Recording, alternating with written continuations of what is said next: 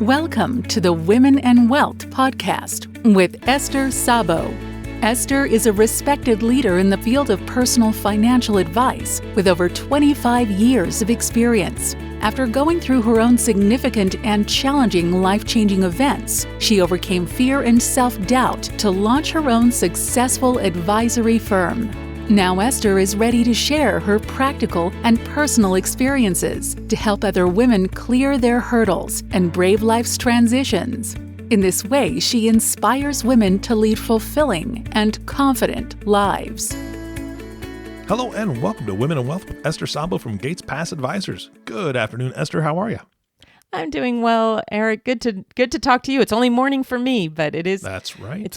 It's been a full morning, getting ready for Thanksgiving, getting ready for guests coming in. Oh, we're not supposed to have guests. Well, I have one guest coming, who is my sister. Oh, it's nice. our first Thanksgiving without our mom. Oh, that's right.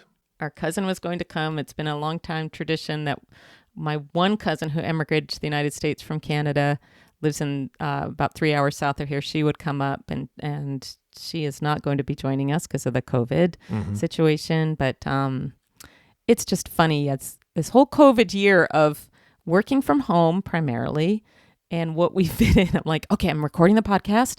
Okay, I have time to vacuum. I have time to make the bed up. Okay, good. Okay, wait. All right, good. I just made it just in time. Yeah. It's been like that all year. Absolutely. Yeah, no, this year what we're doing is a little different. Again, we're not going to get together with my parents. They're only about 20 minutes away, but we've decided to make some different side dishes, and we're going to do it like a drive-by exchange. So we're going to give them some side dishes there. My mom is making my favorite cheesecake, and so she's going to give us a cheesecake, and then we're going to go to our separate homes and eat, right? So it'll be smaller groups, but the intention is there, the thought is there, and we'll be with each other again soon, but I'm not going to risk anything. Right. We had a Zoom supper with one of my stepdaughters last Friday, and because she was going to come over, and then my husband has COPD, a lung issue, and she's just like, no, I'm just not willing, and so that's fine, but we don't cut off. It's like, well, wait, let's just do it on Zoom, and it wasn't quite the same, understandably. We all know about Zoom now, but we still could connect and catch up for 2 hours, and it was really, really nice. So. That's fantastic. We will get through this. Yeah. Yeah. So you were telling me a story slightly. You didn't give me the whole story, but I heard you had a little trouble yesterday. Oh my goodness. I've gone through this so much with clients my mom passed away in August, and I am the successor trustee of her trust, and her assets are quite limited, and she has a savings and checking account, $3,000 in checking, $6,000 in savings, because I encouraged her to go ahead, cash out her life insurance policies and stop paying on them. And we did that, I think, earlier this year. So that money is in savings. And it was my fourth visit to this very large bank, my fifth contact, because one was a long conversation on the phone where I was told, oh, the paperwork you filled out wasn't correct. And, oh, it's a good thing I'm looking at this because nobody's looked at this. I'm glad you called, 3 or 4 weeks after I'd signed everything they asked me to. So I went to the bank yesterday on an appointment, and I was sitting there for 2 hours. 2 hours. 2 hours. And I had planned for an hour. It was a noon appointment. I'd planned an hour. I thought after an hour, I'll be done. I can go home, eat some lunch before my client appointment at 2. I had to email the client, say, I'm so sorry, I'm going to be late. And even the bankers were getting very frustrated because they do everything over the 800 number now, even in the bank. And so even the manager said, gosh, I could resolve this in 10 minutes, but they don't empower us anymore to do that. And so I started, I pulled up my phone multiple times, as you can imagine, and I was looking at Facebook, and I was getting ready to write a very grumpy post, like, wow, poor me.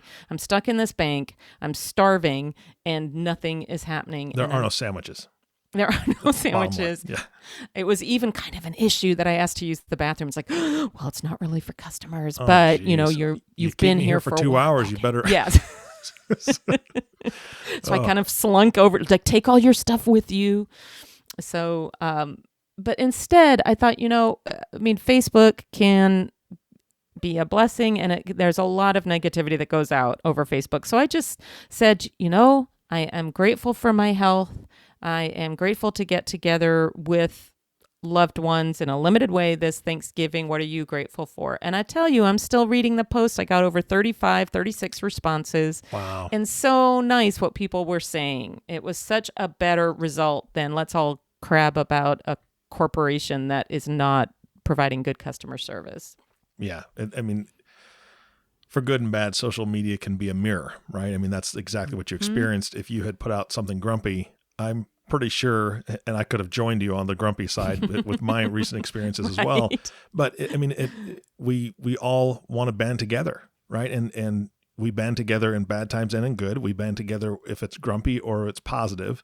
And you would have gotten a lot of messages. Oh, I know, this is just terrible. I dealt with blah, blah, blah. And they would have had their time to vent, which can be healthy, but to have just a thread of all negative experiences, that can get, I think my skin would kind of just bunch up, hearing all those things. So it was good to have all that positivity coming back at you. That's nice. Yeah, and as we go through what we're talking about today is a little bit of look back from the investment standpoint at 2020. It's so easy to look back and go, "Oh, what a horrible year." But this is about, okay, well, what did we learn, experience? What do we want to take into 2021? And also on a technical basis, what are we seeing in terms of investments, portfolio, et cetera, as we move into 2021? And as always, it comes back to our decisions, how we navigate financial decisions together.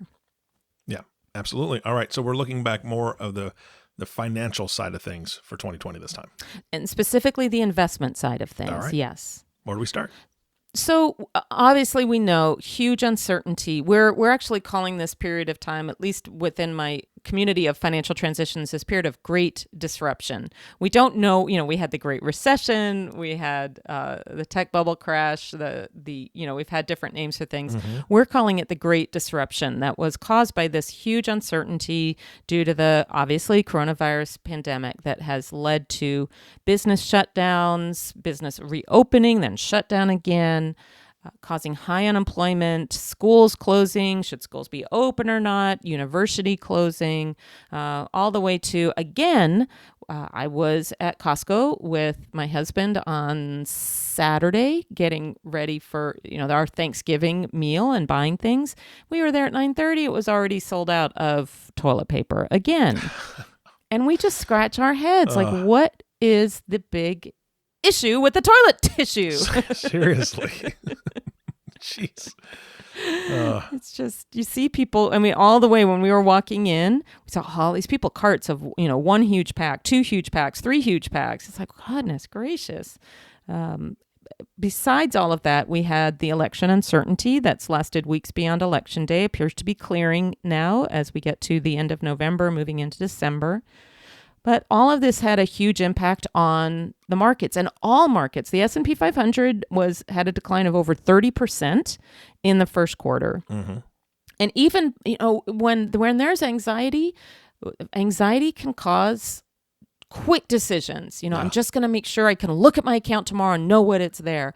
So even lots of good quality stocks got sold. Lots of good quality bonds got sold because just want to preserve cash.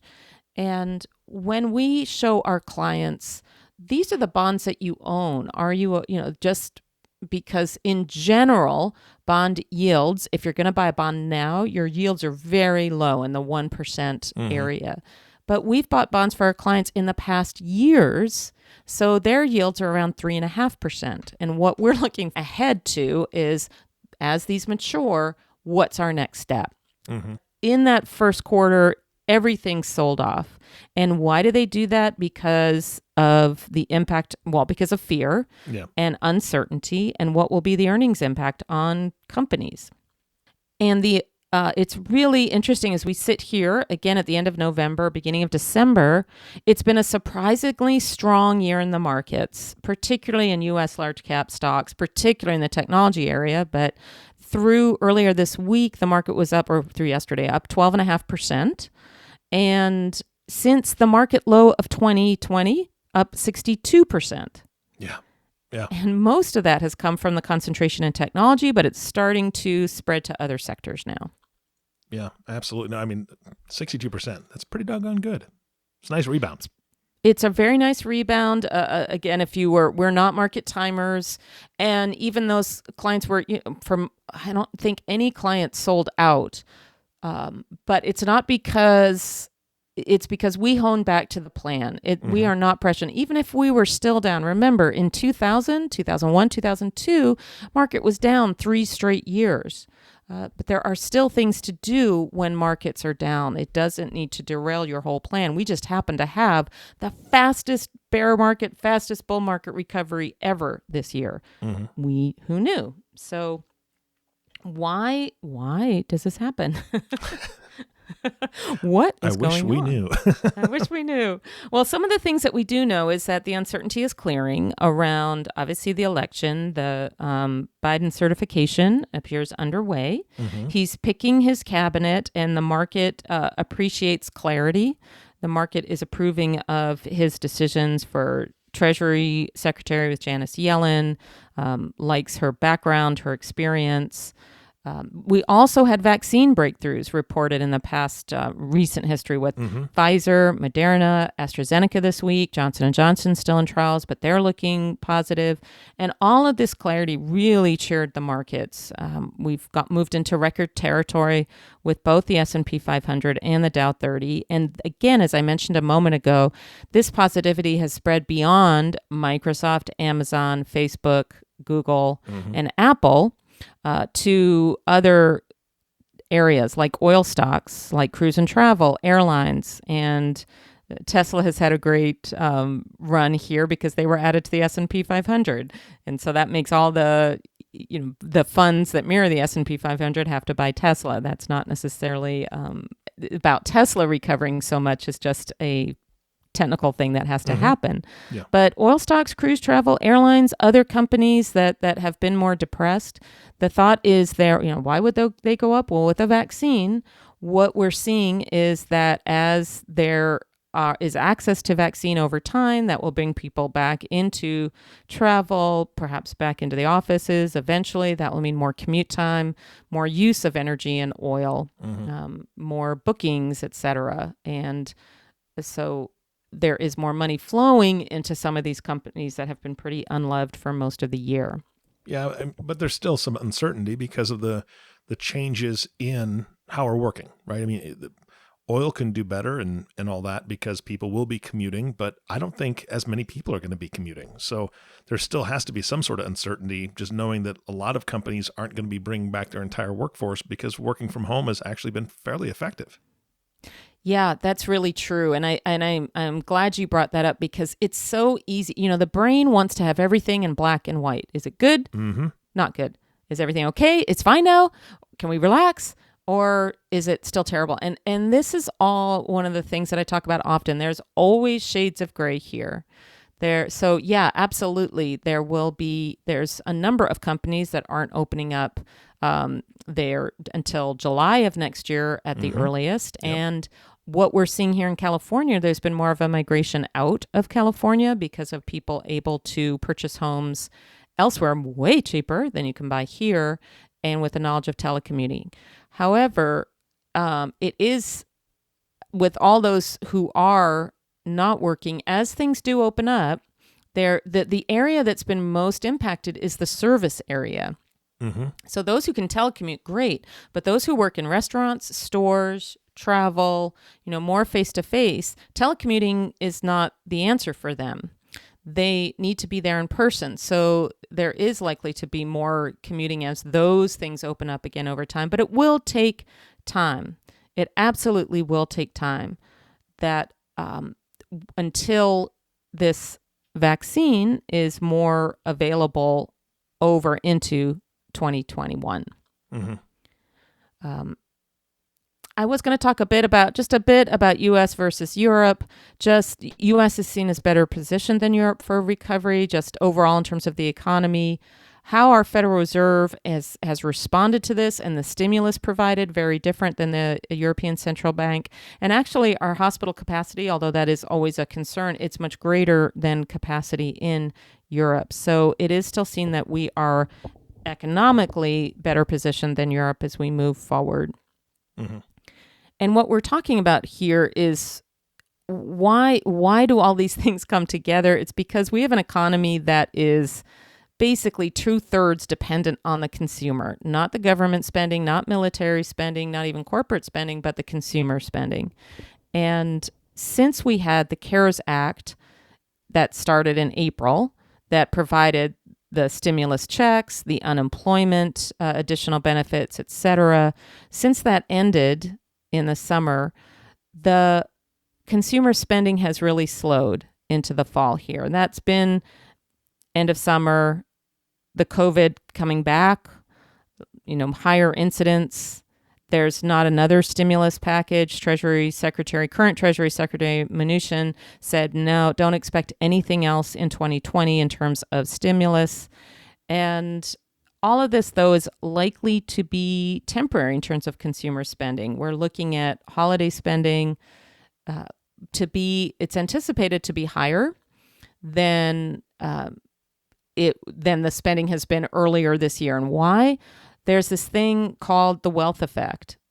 Many people are now looking at their accounts, their home values, etc., and they're surprised that they actually have more net worth if they stayed invested, etc., than they expected to have earlier this year or even last year.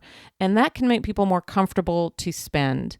I was talking with a prospective client earlier this week, and we were talking about holiday spending. And actually, she said, I do have to be careful with holiday spending because I want to make everyone feel better. And I would put that out to the listeners too. It's like, be careful this year because we still have to tap it light. It's not all resolved yet. And people have been through a hard year. We're all have a level of fatigue. And so measure the holiday spending. Yeah. What is it? It's so much that spending can be used to make ourselves feel better, for other people's hurt, or try and make them feel better. And of course, it is really fun to purchase things. I'm not saying don't buy anything, give everyone, matches and Post-its and pens and useful things. Sure, spread, joy in terms of sharing and giving, but pay attention to what the motives are behind it, given the challenging year we've been through. Yeah, absolutely. And I think that everybody is going to be able to breathe a collective sigh of relief as 2021 hits, even though we know that there's still things that we need to be cautious about or think about, because it's not like we flip a light switch and 2020 is over. Oh, thank God. Now everything's going to be clear sailing. So the question begs to be asked, what about 2021? Well, 2021, we're looking towards that. Again, a part of my role and our role with Gates Pass Advisors is to allocate portfolios, manage the managers so that everything is aligned with a client's financial plan. And so we look at the economic indicators such as consumer spending. And it is anticipated that in the first quarter, consumer spending will be down. So if those headlines come through, that's what's anticipated. That's normal. After the holiday spending that occurs and the credit card bills come due in January, it's normal that there's a tightening of the belts. It's normal in January. If you think of resolutions. Oh, yeah. Watching spending is a normal thing that happens. Also, other expenses are due in the first part of January, or into February, in the first quarter. Property and casualty insurance premiums are often due. Property taxes are often due moving into early April, where tax preparation is happening and what people have to pay for taxes, all of these things. So you may see those headlines. We're expecting that, but then we're anticipating recover into the summer of next year. Why? Because that normally is what happens as people get through the, tax season, et cetera. They can see like, okay, good. Now I can spend some money on me for a change. Also, going back to the vaccine, the supply is anticipated to get out to most people by the mid 2021 to the end of 2021.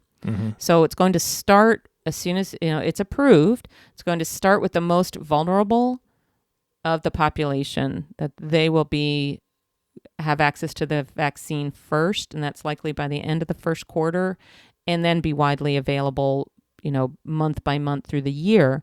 And that really would increase consumer confidence as well if people feel comfortable and this is not a discussion about vaccine comfort or not. Yeah. I'm not going to go there.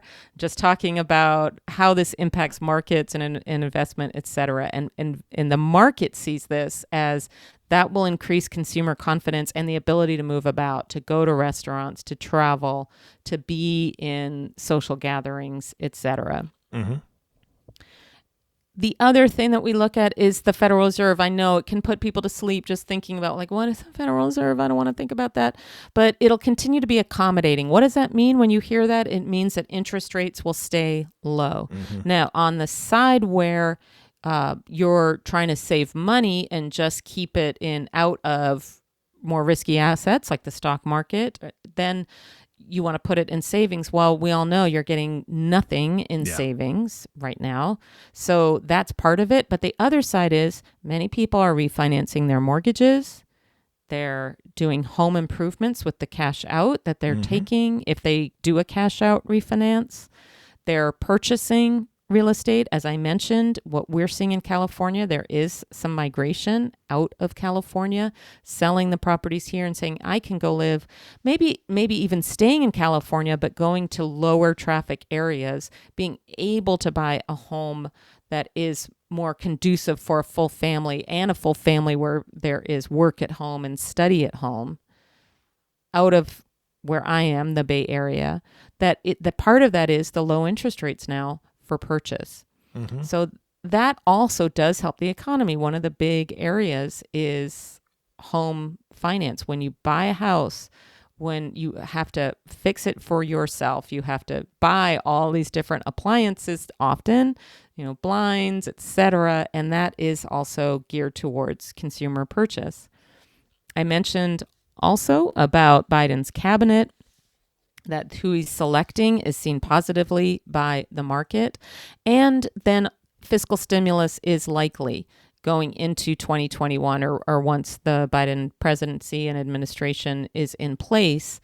And fiscal stimulus, two fancy words that basically are like what we've experienced since April with the CARES Act, where there were enhanced unemployment benefits, loans were forgiven or could put into forbearance where one could skip payments and not be penalized for that, and protection for small businesses and individuals where they wouldn't be evicted. The market looks at that too and says, okay, if there's fiscal stimulus, it could be another check. What they saw with the first round of fiscal stimulus is that went right into the economy. That went into purchasing. Mm-hmm.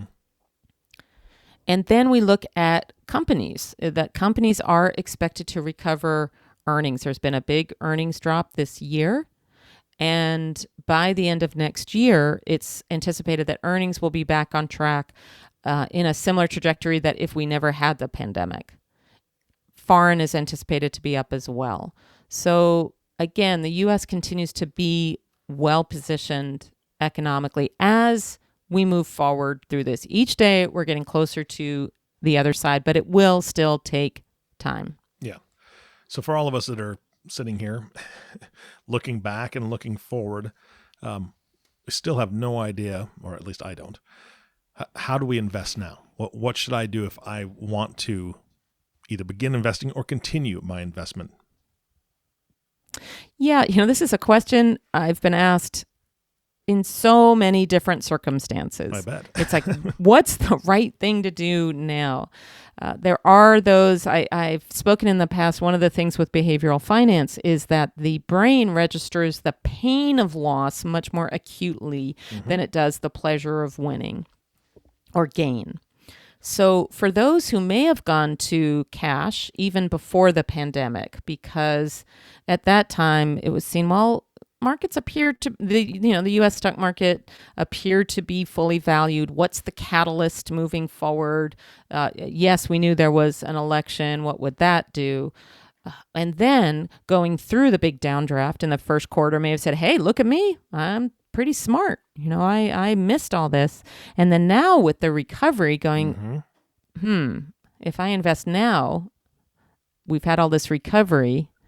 Am I getting in too late? And am I still better to just be in cash? So what we always go to first is, what is this money intended for? Is this money intended for a withdrawal need are you going to need to spend the money in the next 1, 2, 3, 4, or 5 years?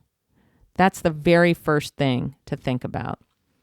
Because if it's going to be needed in the short term, well, no, I would not recommend putting it in the stock market. For many people, like when you say if someone's just starting to invest or just considering their choices, for many it's about retirement. And even if your retirement date is 2021, this is the thing that can get the brain. You're not going to withdraw your entire retirement account in 2021. Yeah. Hopefully you're going to live a long time. Yeah. I mean, we plan that people live till age 100 unless they give us another age. And again, my mom just passed away at 96. She didn't, she wasn't out there working out every day. She wasn't, but she kept a good, healthy diet and she walked every day. She was on one medication her whole life. I mean, I'm sure you have examples. I'm sure people listening have examples. I know my clients have examples that 100 is not that crazy an age. So if you're retiring at a quote unquote normal time period, somewhere between 60 and 70, you're going to need money for at least 20, 25, 30 years. So hopefully you don't need to withdraw it next year. So that's one thing to consider. The other thing is, what are your reserves I was talking with a client yesterday, and they're going to need a new vehicle next year. Once they take care of that, what are the other things? Like, how much do we need in reserves and on the sidelines? Recently, I spoke with a client, and she all of a sudden has an opportunity to really ignite her career in a whole new way. She's so excited, and she may need supplemental income from her portfolio that she didn't expect to need while this venture takes off. So again, what is the money intended for? If this client needs supplemental income, maybe we don't want to put it all 100% in the stock market, versus someone who is not planning to retire for many, many, many years. Allocating to an all equity portfolio may be exactly the right thing, putting it in portion by portion. And the other thing about the stock market is realize that not all stocks have done as well as 62% recovery since March. That has been primarily led until very recently by those 5 companies that I mentioned. You can take those out. If you take those out, then the market's been pretty flat. So it's always important to look under the hood. Stocks of a more traditional nature, ones that pay dividends, ones that are known as value stocks, those have not fared as well during the pandemic. So looking at what is your exposure in your portfolio now, where might you need to fill in? I mean, here we are in Silicon Valley. Often people do have exposure to tech companies. If they fill in with the value companies, the ones paying dividends, they can still get in at a very reasonable valuation. And then the other piece is, what income does one need? Does one need income for their portfolio? It's not just what's the money intended for or when one will need to withdraw the funds. It's what is the income need of a portfolio? Because for those in retirement, as we move forward, let's say one is in their 70s right now, and still looking at another 20 plus years to support a retirement, we're anticipating continued lower income from traditional bonds, like treasuries, like high quality corporates. I've talked a lot about how treasuries, which 20 years ago were paying 6%, are now paying less than 1%. That's a huge difference on your income. And so what pays good income? Dividend paying stock. I mean, Intel, names that you'll know: Intel, Procter & Gamble, Disney. I mean, names that you will know pay dividends, and also lower quality bonds pay a higher level of interest. So when you say, how should I invest now? Those are some of the things to think about. Timing, need for income, how portfolio is allocated. All of those things come into account. Yeah. All right. I mean, there's a lot to consider, but if I'm still unclear, if someone still has a lot of questions, I mean, you gave a lot of great information, but it's like a fire hose. I'll be honest, Esther. You're way smarter at this than I am. That's why you do what you do. But if I'm not sure what to do, what is your best advice? Well, we always go back to what is your plan, and look at what is making you or made you hesitant to invest when, if you're sitting on cash. Is there more clarity? We're just like the market doesn't like uncertainty. People don't like uncertainty either. Is there more clarity now? Is there more understanding about the needs?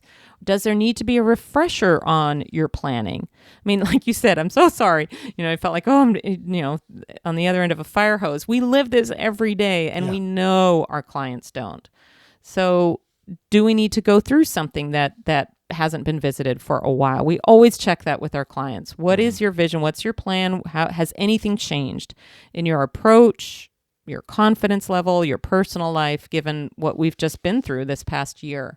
Yeah. And then go back and revisit the plan, make a tweak or not, or just build education and understanding about investments together. Yeah. What I like about this is the fact that, I mean, you're honest and you spell it out very, very clearly, what has happened, kind of what's been going on. It's not always pretty. But you have such a positive spin on it. You have such a positive side of things. That's what we started this podcast off of. It's really it's how you choose to look at something, how you choose to deal with something, because you and I can look at the same thing and come to the same conclusion, but how we move from that moment, whether I want to be positive about it or I want to grumble about it. Right. I think you've done a great job, especially in this podcast, looking at what has happened, but giving us that hope, giving a true sense of hope for what 2021 can bring and just the little things that we can do. So I appreciate that. I know that I said it's like drinking from a fire hose, but that's, again, why you do what you do. And I'm looking forward to 2021. Yeah, and hope is on the horizon. More hope is on the horizon. I would ask the listeners to look back, as this is the last podcast of 2020, and to look back and think, did my worst fear come true? As I watched the headlines, listened to the news, worried, what came true out of that? Or was it more just stories in my mind that I worried about? And if you're still not sure, this will all take a while to work out. It's not an overnight matter. We do anticipate going into the March of 2021. That'll be a year since the first lockdown. We're not anticipating we'll be out of the woods yet. But let's see what we can all do better given our circumstances, given what we went through, and what didn't come to pass that we were concerned with, and what were the benefits. That's a whole other podcast, or I've talked about it in other ones. But I'm so looking forward to the podcast we have for 2021. We'll continue to talk about technical aspects, but also about relationships and money, other ways to address what we can do to positively impact our mental, physical well-being, because all of these support good financial decisions. And also talking about the Enneagram. We'll be doing that in early January as well. The Enneagram? Enneagram. See, right now what I'm picturing is somebody coming to us, our doorstep, staying 6 feet away and singing something to us. It's like the Singagram, right? Is that what it is? Singagram? Right. Candygram? What is it? Yeah, it's people who have innies. Their belly buttons are innies, and they come and sing an Enneagram. Yes, they just come and show you. Hey, look, it's an Enneagram. That's disturbing on a whole new level, but can I invest in that? Is that something I can invest in? Because that sounds fantastic. Of course, it's going to be the big hit for 2021. I'm you sure, should get on that train right away. It's actually Matt Schlegel, who wrote a book. He's an author of Teamwork 9.0. He calls it Teamwork 9.0 because there are 9 different personality types of the Enneagram. Nice. Okay, so we're going to map some personality traits and stuff. Yeah. Oh, and that's how these exciting. impact our I'm such a financial. geek for that. Yeah. Yeah, it's fun. It's fun. All right. Well, Again, Esther, this has been fantastic. I'm really looking forward to the belly button thing. But before that, if somebody wants to talk to you about, I don't know, their belly button or their finances, how do they get a hold of you? Well, yeah, if you just want to talk about your finances without worrying that you're going to be, sold anything or anything, I just think, I'm available. Just talk about what's going on with your finances, your decision making, what's concerning you on your mind. Reach out to us. We have a website, gatespassadvisors.com. And there's a contact button. That's the best way. Just hit that contact button. But you can also use that old-fashioned thing called a telephone, and that's 650-797-0280. Just in case, I always think, my mom had very severe macular degeneration. Do you know she never owned a cell phone? She never owned a computer. So I always think of her like there's also this thing called a telephone that we can use as well. So we're here, we're available, and we hope you have a very, very peaceful and healthy final closing out to your 2020. Yeah, that'll be fantastic. Esther, again, thank you so much for your time today. Thank you, Eric. Always good to talk to you, and we'll continue on in 2021. Sounds good. I'll see you then. And thank you for listening to the Women in Wealth podcast with Esther Szabo. If you have not subscribed to the podcast yet, please click the subscribe now button below. This way, when Esther comes out with a new podcast, it'll show up directly on your listening device. This makes it much easier to share these podcasts with your friends and family. Again, thank you so much for listening today. For everyone at Gates Pass Advisors, this is Eric Johnson reminding you to live your best day every day. And we'll see you next time. Thank you for listening to the Women and Wealth podcast. Be sure to subscribe to the podcast so you receive notifications of new podcasts as they become available. Check out the website at www.gatespassadvisors.com for more information. This content is developed from sources believed to be providing accurate information. The information in this material is not intended as tax or legal advice. Please consult legal or tax professionals for specific information regarding your individual situation. The opinions expressed and material provided are for general information and should not be considered a solicitation for the purchase or sale of any security.